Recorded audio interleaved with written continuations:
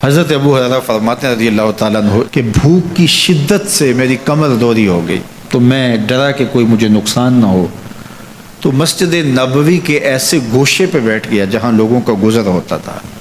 میرا خیال یہ تھا کہ کوئی شخص مجھے دیکھے گا اور دیکھ کر کے پہچان جائے گا کہ مسئلہ کیا ہے، لیکن جو بھی گزرتا سلام کر کے چلا جاتا، شاید اسے جلدی ہوتی، یا پھر ہستی پلکوں کے نیچے غم بھی پلتے ہیں، مگر کون دیکھتا ہے اتنی گہرائی میں۔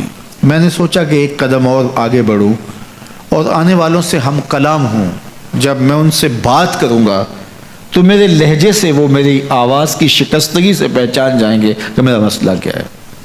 تو کہتے ہیں حضرت عمر رضی اللہ تعالیٰ عنہ آئے، میں ان سے کوئی مسئلہ شرعیہ دریافت کیا، لیکن شاید انہیں بھی جلدی تھی، انہوں نے مسئلہ بتایا اور آگے بڑھ گئے۔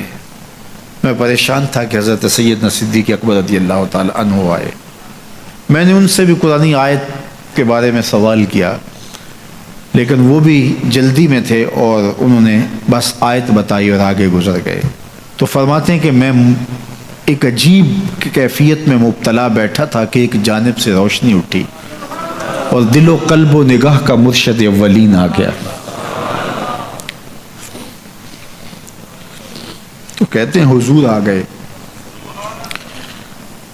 تو چونکہ میری عادت بنی ہوئی تھی کہ میں ہر آنے والے سے مسئلہ ہی پوچھ رہا تھا، تو میں نے حضور سے بھی مسئلہ پوچھ لیا۔ تو حضور نے میری جانب دیکھا اور پھر زیر لب مسکراتے ہوئے بولے، ابو ہریرہ بھوک لگی ہوئی ہے؟ میں نے کہا جی حضور مجھے بھوک لگی ہے۔ کہا میرے پیچھے آ جاؤ۔ حجرات اقدس کی قربت میں حضور پہنچے تو اہل خانہ کو آواز دی کچھ کھانے کے لیے ہے؟ تو انہوں نے کہا دودھ کا ایک پیالہ ہے۔ مجھے فرمانے لگے ابو ہریرہ وہ جو صفہ کے چبوترے پہ بیٹھے ہیں جاؤ ان کو بلا لاؤ۔ کہتے ہیں دودھ کا ایک پیالہ، اور مجھے تسکین ہوئی تھی لیکن 70 آدمی بیٹھے تھے وہاں۔ خیر حکم تھا، میں بلا لایا، میرے ہاتھ میں دودھ کا پیالہ دیا، کہا ابو ہریرہ دائیں سے شروع ہو جاؤ۔ اب میں ایک شخص کو پیالہ دیا اور دودھ کو دیکھنے لگا، اور وہ سیراب ہو کے گٹا گٹ پینے لگا، اپنی بھوک اور پیاس مٹا چکا، اور میں نے دیکھا کہ ایک قطرہ بھی کم نہیں ہوا۔ میرے اندر جو پہلے وسواس اٹھ رہے تھے اور مجھے جو احساس ہو رہا تھا وہ مٹ گیا۔ پھر میں نے دوسرے کو پیش کیا، اس نے بھی سیراب ہو کے پیا، لیکن دودھ ایک قطرہ بھی کم نہیں ہوا۔ پھر میں نے تیسرے کو دیا، چوتھے کو دیا، 70 آدمی دودھ پی گئے، لیکن دودھ میں سے ایک قطرہ بھی کم نہیں ہوا۔ لگتا تھا رب نے اس دودھ کا تعلق حوض کوثر سے جوڑ دیا۔ تو حضور نے فرمایا ابو ہریرہ، میں نے کہا جی حضور۔ فرمایا کون باقی؟ میں نے کہا حضور ایک آپ باقی اور ایک میں باقی۔ تو فرمایا اب تم پیو۔ تو کہا کہ میں نے دودھ پیا اور خوب سیراب ہو کے پیا۔ حضور نے فرمایا اور پیو، میں نے اور پیا۔ پھر فرمایا اور پیو۔ میں نے کہا مجھے قسم ہے اس ذات کی جس نے آپ کو حق کے ساتھ مبعوث کیا ہے، میرے میں ایک قطرے کی گنجائش بھی نہیں ہے۔ حضور نے میرے ہاتھ سے دودھ لیا اور خود نوش جاں کرتے ہوئے فرمایا ساقی القوم آخرہم شربا، قوم کا جو ساقی ہوتا ہے وہ آخر میں پیتا ہے۔ تو دودھ کا ایک پیالہ 72 لوگوں کے لیے کافی ہو گیا۔ یہ صحیح حدیث کے اندر حضور کا معجزہ موجود ہے، آپ نے بارہا علماء سے سنا۔ لیکن اس تربیتی عمل سے بھی کبھی غافل نہ ہونا کہ 2 جہاں کا سردار ہے اور 71 آدمیوں کا جوٹا نوش جاں کر رہا ہے۔ آج جب دولت پھیل رہی ہے، لوگوں کے پاس وسائل زیادہ ہوتے چلے جا رہے ہیں، تو ان کو ایک دوسرے سے گھن آنا شروع ہوتی ہے، برتن الگ ہوتے چلے جاتے ہیں۔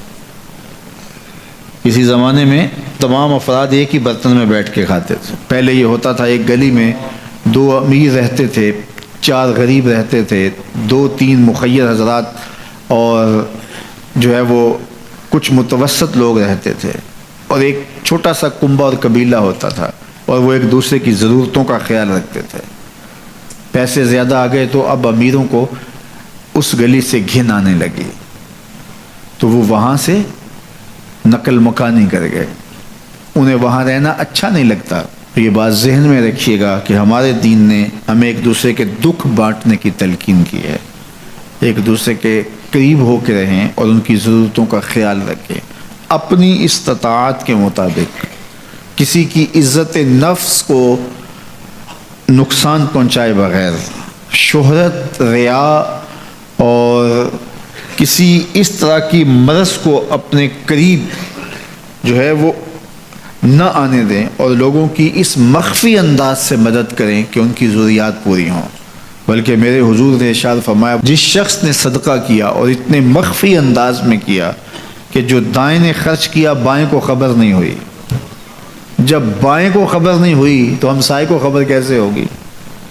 لیکن یہاں تو 7 اخباروں میں خبر چھپتی ہے کہ فلاں صاحب نے فلاں غریب کی بیٹی کی شادی کی ہے۔ ذرا سوچ، اگر یہاں تیری بیٹی کھڑی ہوتی تو تیرا روح سخن کیا ہوتا۔ لوگوں کی غربت کا مذاق نہ اڑاؤ، لوگوں کے جذبات سے کھیلو نہ۔ اللہ نے اگر آپ کو کچھ عطا کیا ہے تو پھر لوگوں کی ضرورتوں کو پورا کرو، لیکن ان کے جذبات سے مت کھیلو اور لوگوں کی ضرورتوں کا پورا خیال رکھو۔